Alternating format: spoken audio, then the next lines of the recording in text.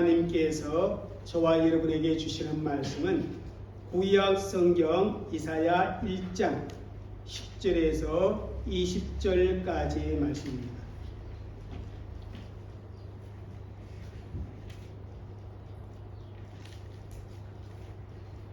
우리 찾았으면 함께 우리 읽어나가도록 하겠습니다. 같이 읽겠습니다. 여호와께서 말씀하시되 죄송합니다. 11절이 아니고 10절부터 시작. 너희의 소돔의 간음들아 여호와의 말씀을 들을지어다. 너희 고모라의 백성아 우리 하나님의 법에 귀를 기울일지어다. 여호와께서 말씀하시되 너희의 무수한 재물이 내게 무엇이 유익하뇨. 나는 순양의 번제와 살찐 짐승의 기름에 배불렀고 나는 수송아지나 어린 양이나 순년소의 피를 기뻐하지 아니하노라. 너희가 나의 앞에 보이러 오니 이것을 누가 너에게 요구하였느냐. 내 마당만 밟을 뿐이니라.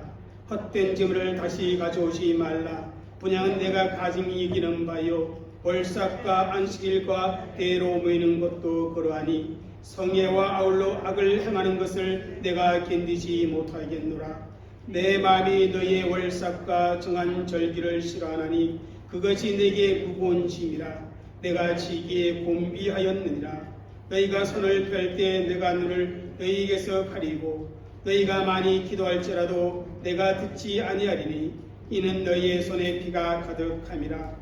너희는 스스로 씻으며 스스로 깨끗하게 하여 내 목전에 너희 악한 행실을 버리며 행악을 그치고 선행을 배우며 정의를 구하며 학대받는 자를 도와주며 과를 위하여 신원하며 가부를 위하여 변론하라 하셨느니라. 여호와께서 말씀하시되 오라 우리가 서로 변론하자. 너의 죄가 주홍 같을지라도 눈과 같이 희어질 것이요 진홍같이 붉을지라도 양털같이 희게 되리라. 너희가 즐겨 순종하면 땅의 아름다운 소산을 먹을 것이요 너희가 거절하여 배반하면 칼에 삼킬지라. 여호와의 입의 말씀이니라. 아멘. 할렐루야.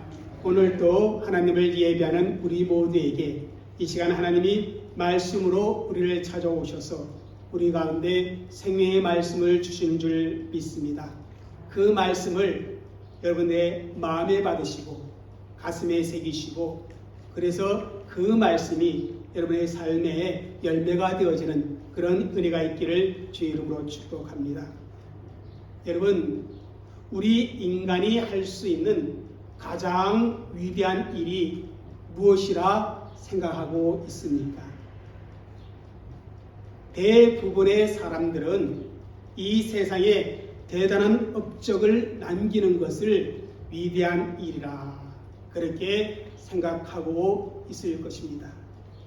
그러나 성경은 그렇게 말씀하지 않는다는 것입니다. 하나님께서는 사람들로 하여금 하나님을 만나 뵐 수 있는 그 귀한 통로로 예배를 제정하여 주셨습니다. 그러므로 여러분이 인정하든 인정하지 않든 예배를 드리는 일이야말로 사람이 할 수 있는 가장 위대한 일이라 그렇게 성경적으로 말할 수밖에 없습니다. 여러분, 다른 것들은 아무리 위대해 보여도 대단해 보여도 어디까지나 인간적인 차원의 일입니다. 그러나 예배는 그렇지가 않다는 것입니다. 하나님과 인간이 만나는 신적인 차원의 일입니다. 그런 점에서 예배는 인간이 할 수 있는 가장 위대한 일이라 이렇게 우리는 믿고 고백할 수 있어야만 합니다. 우리의 신앙생활에서 예배의 중요성을 아무리 강조해도 지나침이 없습니다. 예배는 우리 신앙생활의 전부라 이렇게 말할 수 있습니다. 물론 우리가 전도하는 것도 중요하고 봉사하는 것도 중요합니다. 그리고 신앙의 교육을 시키고 받는 것도 중요하고 교제와 선교도 매우 중요합니다. 그러나 그러한 모든 것들은 다 예배의 연장선상에 있는 것이라 그렇게 말할 수 있으며 넓은 의미에서 그 모든 것을 포함하여 예배라 그렇게 말할 수 있기 때문에 그런 것입니다. 그러므로 예배는 신앙과 삶에 있어서 최우선순위다 그렇게 말을 하게 됩니다. 그래서 오늘 2022년 새해 두 번째 주일을 맞이해서 새해는 이런 사람이 되어야겠다 그런 마음의 결단과 각오를 가지시라 이런 제목으로 말씀을 선포하고자 합니다. 같이 읽겠습니다. 시작. 하나님이 기뻐 받으시는 예배자가 되자. 올 한 해는 우리가 드리는 이 의식의 예배이든지 아니면 우리의 삶의 현장에서 삶으로 드리는 예배든지 우리의 삶과 이 의식이 다 하나님이 기뻐 받으시는 그러한 예배자로서의 예배가 있어지기를 주의 이름으로 소망하며 오늘 말씀을 선포하려고 합니다. 여러분, 우리가 예배 드린 후에 만족스러울 때 어떤 말을 합니까? 주로 우리가 은혜 받았습니다. 그렇게 말을 하게 됩니다. 그런데 여러분, 무엇 때문에 은혜 받았다고 그렇게 말을 합니까? 찬양팀의 그 찬양이 내 마음에 큰 감동을 주어 내 마음을 만족해 함으로 은혜를 받았습니까? 아니면 목사의 설교가 내가 생각했던 것과 일치해서 내가 그동안 잘 깨닫지 못했던 것을 오늘 깨닫게 해서 은혜 받은 것입니까? 아니면 교회의 분위기가 너무 좋고 교회 성도들이 너무 친절하게 대해줌으로 말미암아 그 교회의 분위기 때문에 은혜 받은 것입니까? 우리는 무엇인가 받고 만족스러운 느낌을 가져야 예배를 잘 드렸다 그렇게 생각하고 있는데 꼭 그런 것만은 아니라는 것입니다. 여러분, 예배는 내가 무엇을 받는 것보다는 무엇입니까? 하나님께 나를 드리는 행위이다 그렇게 말을 합니다. 그리고 그 예배를 받는 대상은 누구입니까? 사람이 아니라 바로 우리가 섬기는 하나님이십니다. 목사가 설교를 잘 하는지, 찬양팀의 찬양이 참으로 감동스러운지, 오늘 기도자가 기도를 매우 조리 있게 잘 하는지, 그런 것들을 내가 감상하고 거기에서 어떤 느낌을 받는 것이 예배가 아니라는 것입니다. 예배는 철저하게 나를 하나님께 드리는 행위입니다. 나를 100% 잘 드렸으면 예배를 은혜롭게 잘 드린 것이 됩니다. 그러나 무엇인가 받으려 하고 그런 마음으로 또 예배를 참석하면 돌아갈 때 정말 하나님이 그 예배를 기쁘게 받으신지 확신할 수가 없게 되어지는 것입니다. 그러므로 우리는 예배를 드릴 때 이 순간 우리가 물어야 할 중요한 질문은 지금 경배의 대상인 하나님께 내가 예배를 드리고 있느냐, 이것을 질문해 볼 수 있어야 합니다. 나의 만족을 위해서가 아니라 하나님 아버지께 영광을 올려드리기 위해서 예배 드리고 있는가, 이 부분을 우리는 질문해 볼 수가 있어야 합니다. 하나님께서 베풀어 주신 그 놀라운 구원과 하나님의 보호하심과 하나님의 인도하심의 은혜를 기억하며 감사와 찬양과 경배를 드리는 것입니다.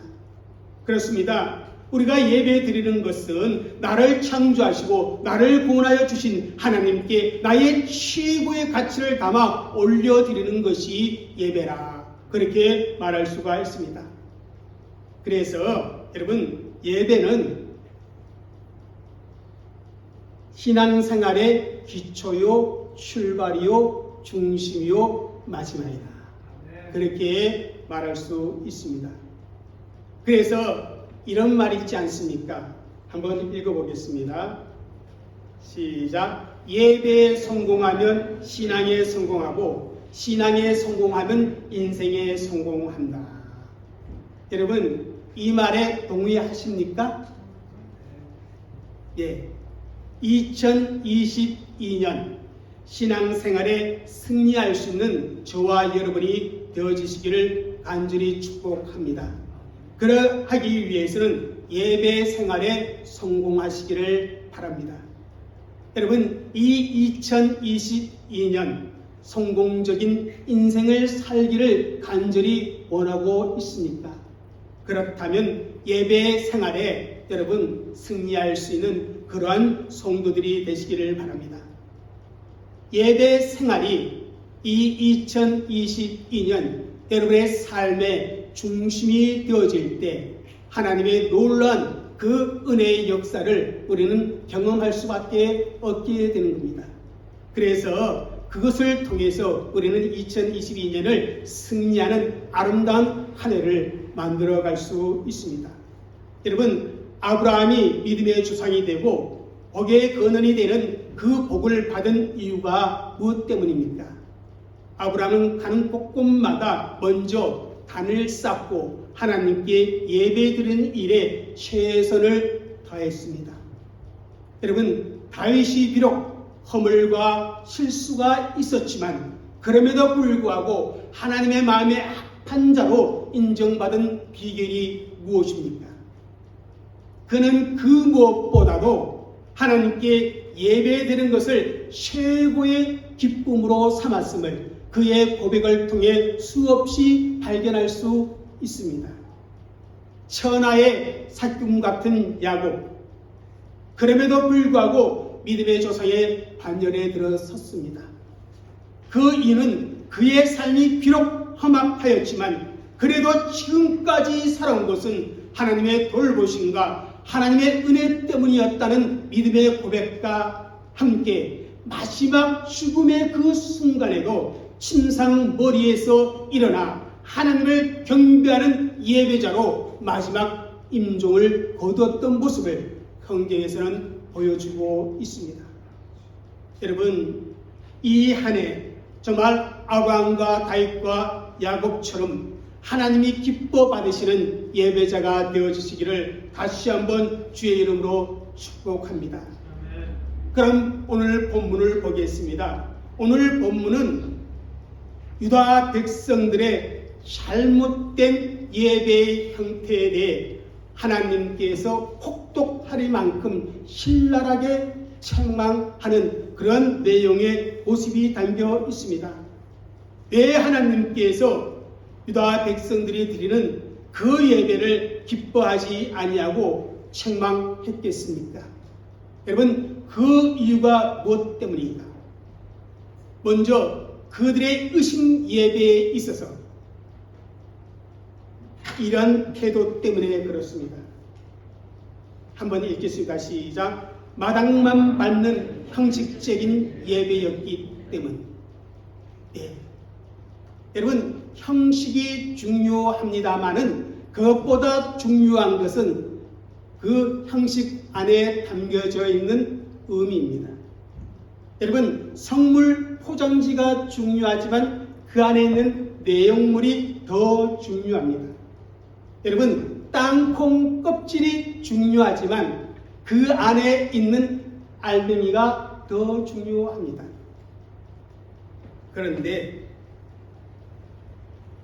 이스라엘 백성들은 그 형식마저 엉망진창이었고 마당만 밟는 그런 의식 예배를 가졌다라는 사실입니다.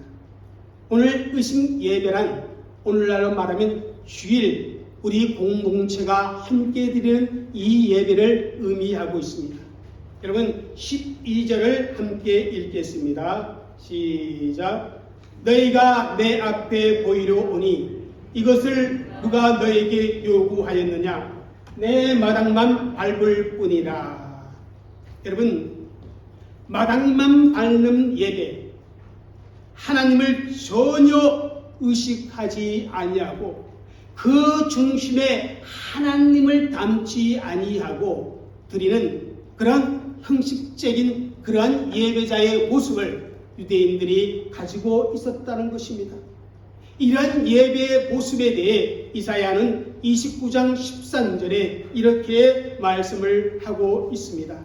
읽겠습니다. 주께서 이르시되 이 백성이 입으로는 나를 가까이하며 입술로는 나를 공경하나 그들의 마음은 내게서 멀리 떠났나니. 우리식으로 말하면 예배 의식에 따라서, 다시 말하면 예배 순서에 따라서 헌금도 드리고 성경도 찾고 대표 기도에 아멘하고 응답도 하고 찬송을 따라 부르고 설교 시간에 설교를 듣습니다. 분명히 몸은 이 성전에 와 있지만 마음은 그런데 전혀 다른 데 가 있는 그런 경우를 의미하고 있습니다. 하나님을 향한 간절한 마음이 없이 그저 기계적으로 건성으로 예배를 따라가는 그러한 모습을 말해주고 있는 것입니다. 하나님께서는 유다 백성들의 그런 모습을 보고 이렇게 말합니다. 너희가 내 앞에 보이러 오니. 예배를 문자 그대로 하나님께 얼굴만 잠깐 내밀었다가 돌아가는 것으로 그렇게 유다 백성들은 생각하고 있는 것입니다. 그런데 여러분, 오늘날도 이와 같은 사람들이 참 많다는 것입니다. 잠깐 예배 시간에 예배당에 들렸다 가는, 그래서 하나님과의 관계도 그저 최소한의 예의만 지키고자 하는 그런 마음, 얕은 마음을 말해주고 있습니다. 옛날 제가 어렸을 때 극장 구경 간다 그런 말을 했었습니다. 거기에 대한 재미있는 예화가 하나 있는데, 시골에 사는 나이 많은 아버지가 서울에 살고 있는 자식들을 보러 서울에 올라와 왔습니다. 그런데 자식들이 모두 바빠서 모시고 다니지를 못합니다. 그래서 죄송한 마음으로 용돈을 드리면서 뭐라고 말하면, 아버님 이 돈 가지고 극장 구경이나 하시고 오세요 그랬습니다. 그런데 자녀분들이 저녁에 집에 돌아와 보니까 아버님께 드린 용돈이 그대로 있더라는 겁니다. 그래서 궁금해서 아버님께 여쭈어 봤더니 아버님 하시는 말씀이, 야, 서울 사람들 참 야가 빠진 줄 알았더니 참 어리석더라. 야, 내가 30분 동안 여기저기 돌아보았는데 돈을 받을 생각 전혀 안 하더라. 그래서 나도 굳이 낼 필요가 없어서 그냥 왔지, 이러면서 자랑스럽게 이야기하더라는 겁니다. 여러분, 이 아버님이 극장 구경은 했는데 무엇을 안 했어요? 영화 구경을 못한 것입니다. 마찬가지 예배당은 구경했는데 하나님이 받으시는 예배를 드리지 못한 경우가 얼마든지 우리에게 있을 수 있다는 사실입니다. 이렇게 우리의 몸은 예배 장소에 와 있지만은 마음은 엉뚱한 데 가 있는 것을 가리켜서 마당만 받는 그런 예배라, 그렇게 표현할 수가 있습니다. 오늘 말씀을 보면 이사야 시대의 하나님의 백성들은 그 열심히 정말 특심일 정도로 하나님을 섬겼습니다.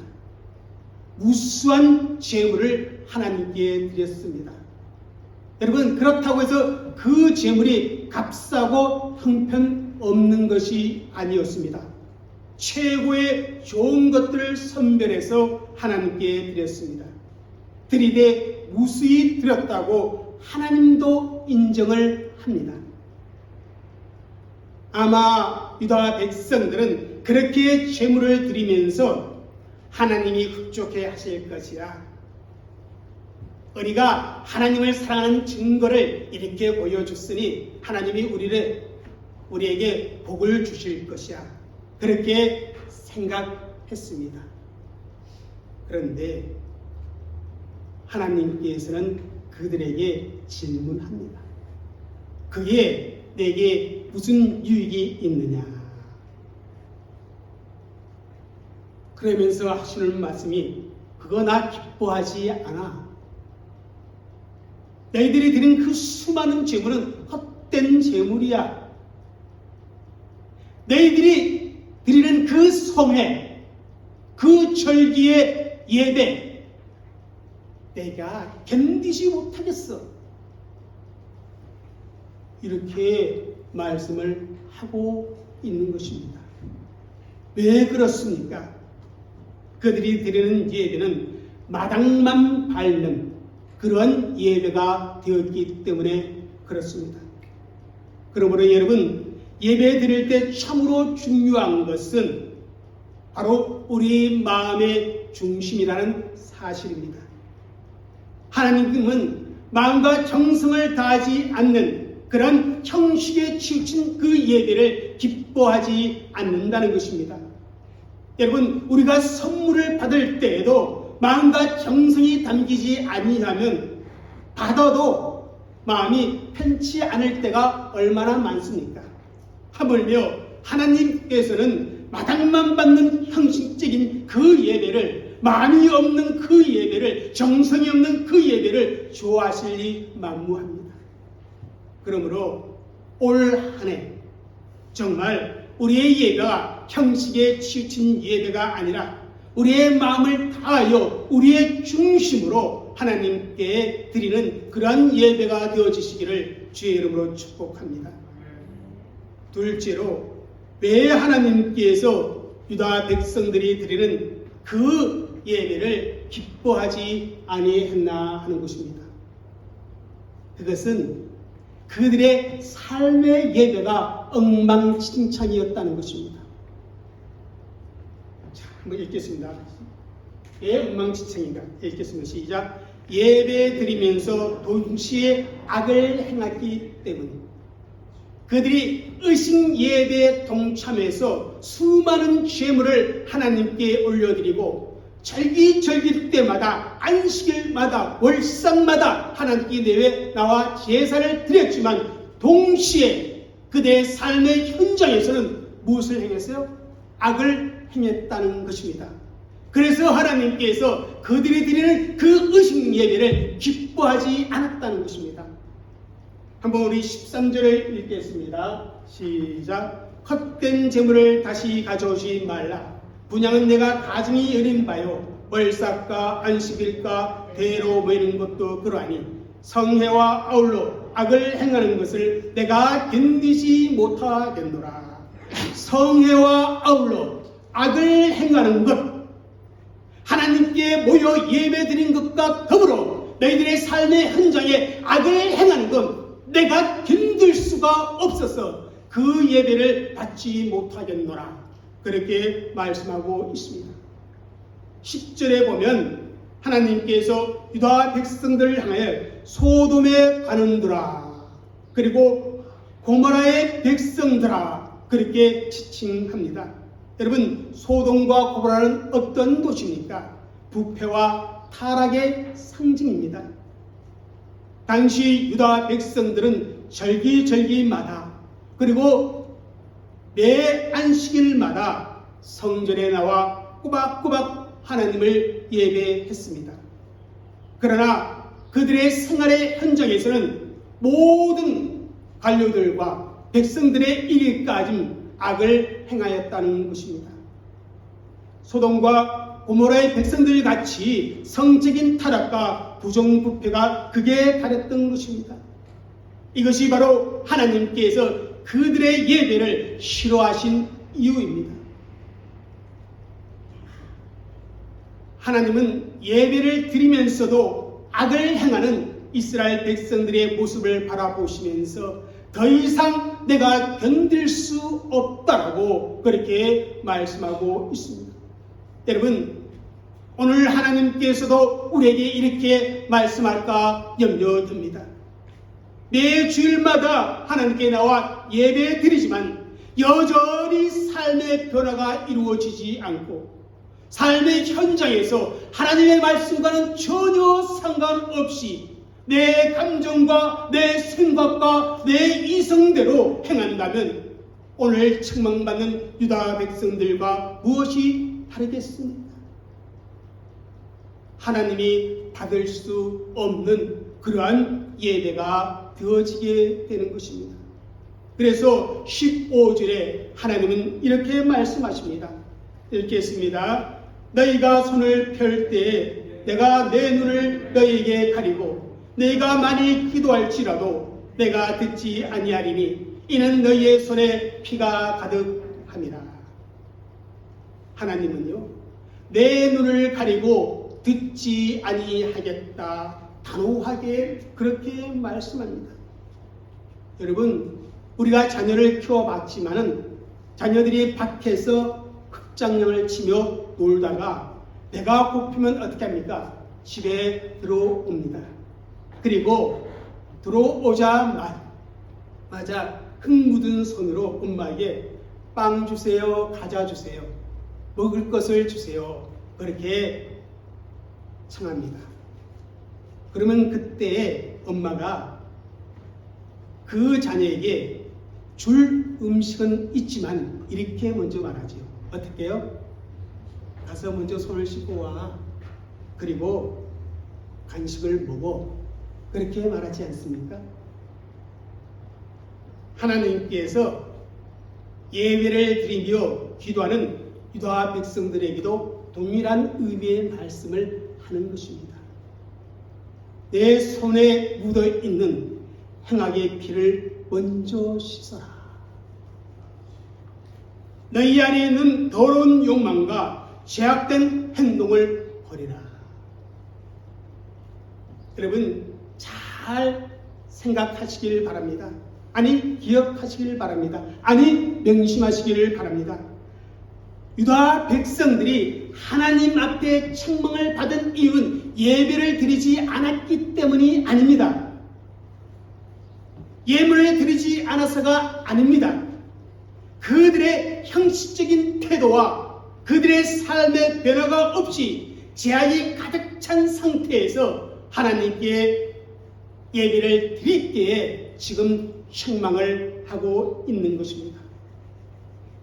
우리도 한번 이 시간 우리의 예배를 돌아볼 수 있기를 바랍니다. 그렇다면 하나님께서 기뻐 받으시는 예배는 무엇인가 하는 겁니다. 하나님께서 기쁨에 이기지 못하여 우리의 예배를 덥석 받아들일 수 있는 그 예배가 무엇인가 하는 겁니다. 첫째는 이런 예배입니다. 한번 읽겠습니다. 시작. 정결한 심령으로 드리는 예배.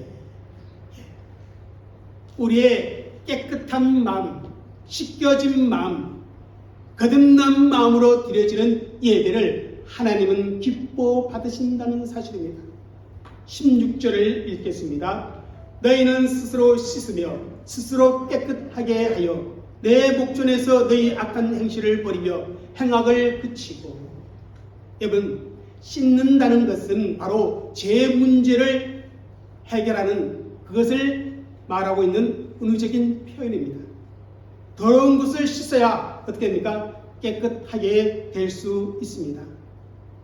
유다 백성들의 예배 생활에는 바로 이것이 결핍되어 있었다는 것입니다. 즉 그들은 자신의 죄에 대해 자복하고 회개하는 심령의 제물은 준비되어 있지 않았습니다. 그저 몸만 제사에 참석하고 있는 것입니다. 여러분, 해결은 무엇입니까? 그저 나의 죄를 인정하고 용서를 구하는 그 고백에 그치는 것이 아니라 반드시 그 회개에 합당한 뭐가 있어야 됩니까? 열매가 있어야 한다는 사실입니다. 그 회개의 진실성을 입증하는 행위가 반드시 동반되어야 그 회개가 바로 참된 회개가 되어질 수 있습니다. 우선 과거에 행했던 잘못된 행실을 버리며 그 행실을 끊어야 합니다. 그뿐만 아니라 이제 조금 후에 말씀드리겠지만 17절의 말씀처럼 적극적으로 선행을 배우며 공의를 구하는 새 삶이 내 생활 속에서 나타나야 한다는 것입니다. 이것이 바로 회개에 합당한 열매입니다.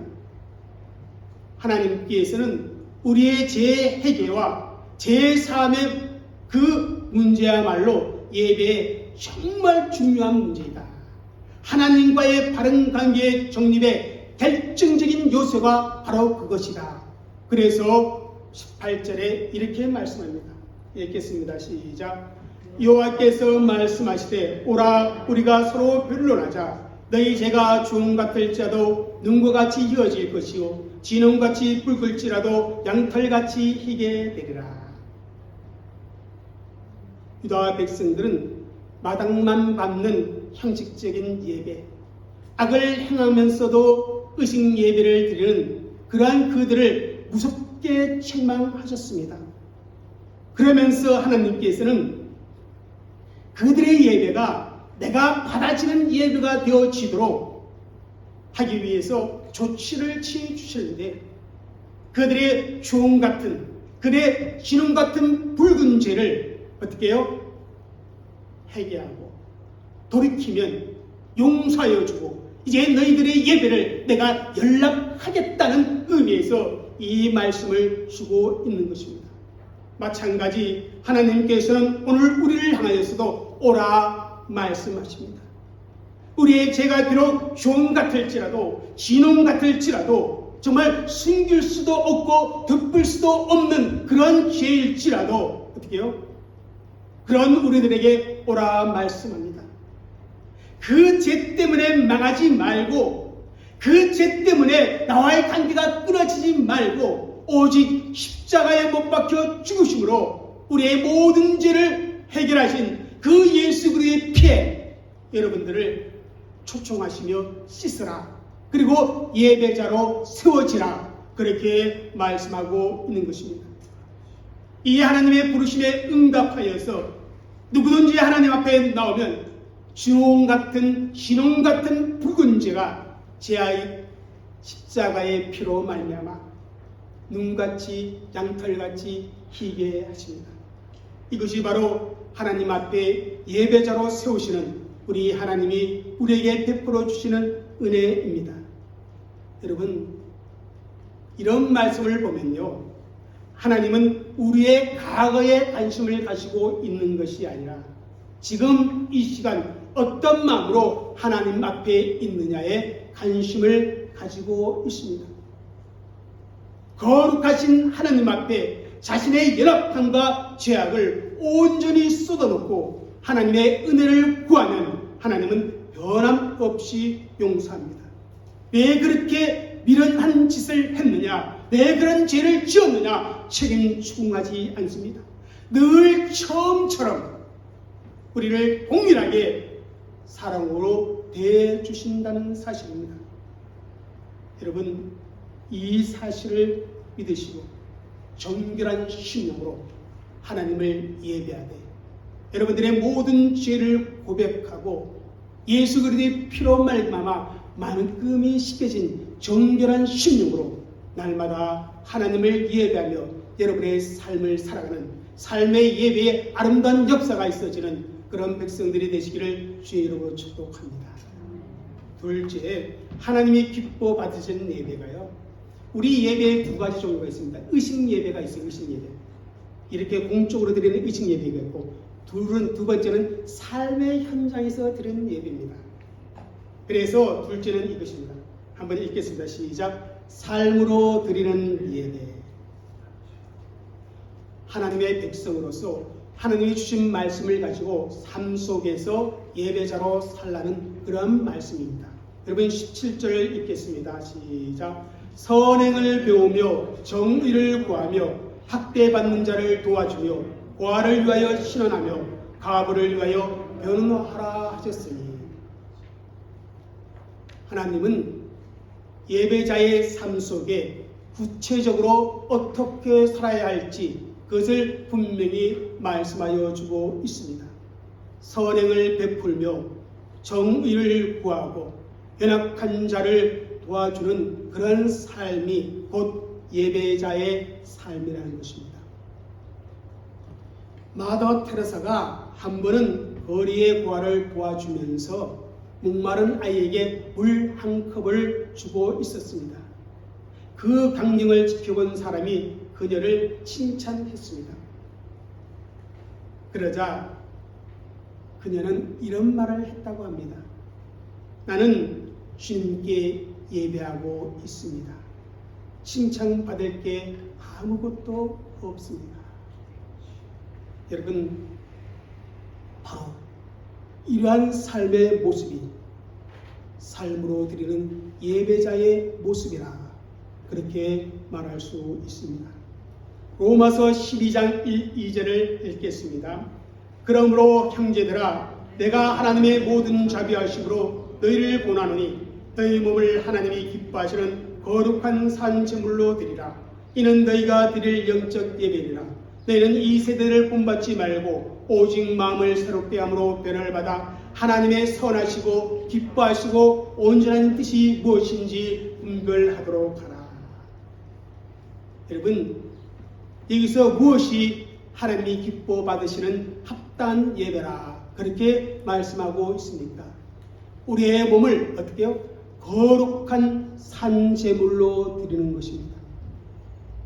여기 우리의 몸을 드린다는 이 말의 의미가 곧 삶으로서 드리는 예배를 의미합니다. 그러므로 예배자의 삶의 자세는 항상 마음을 새롭게 함으로 변화를 받아야 합니다.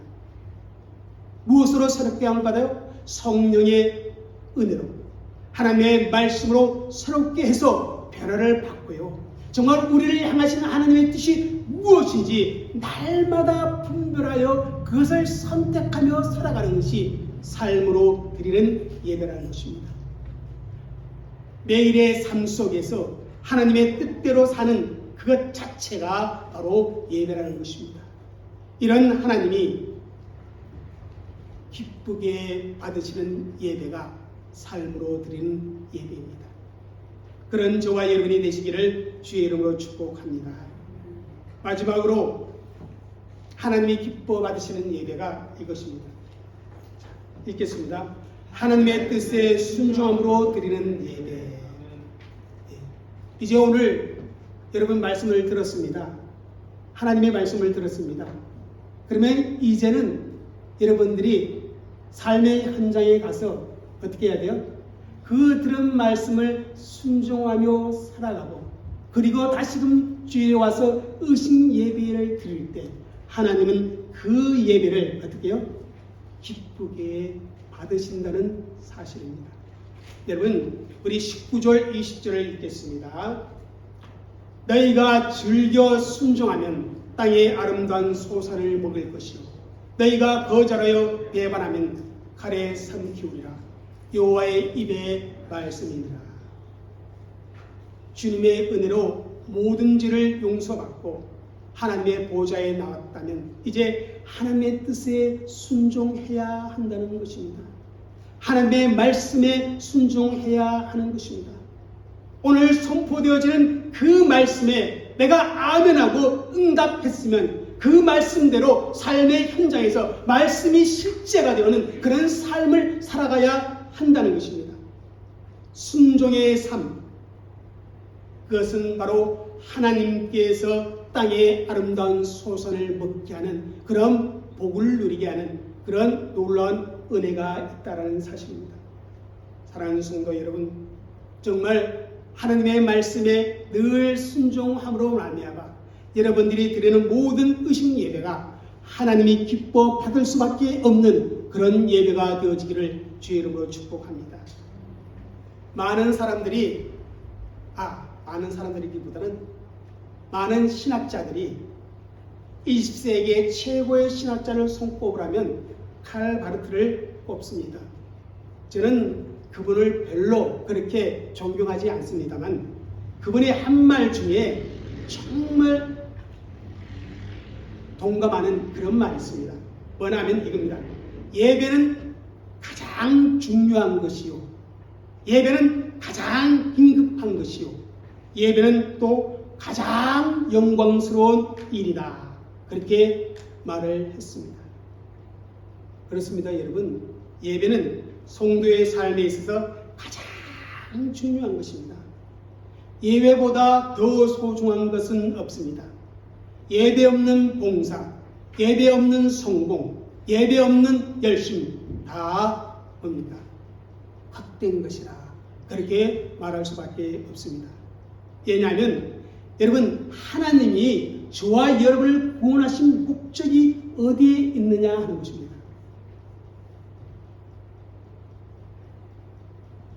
구원하신 목적이 어디에 있느냐? 바로 저와 여러분을 예배자로 세우기 위해서입니다. 하나님을 영원롭게 하는, 하나님께 영광을 올려드리는 예배자로 세우기 위해서. 그래서 하나님은 예배자를 찾으신다라고 말씀을 하고 있는 것입니다.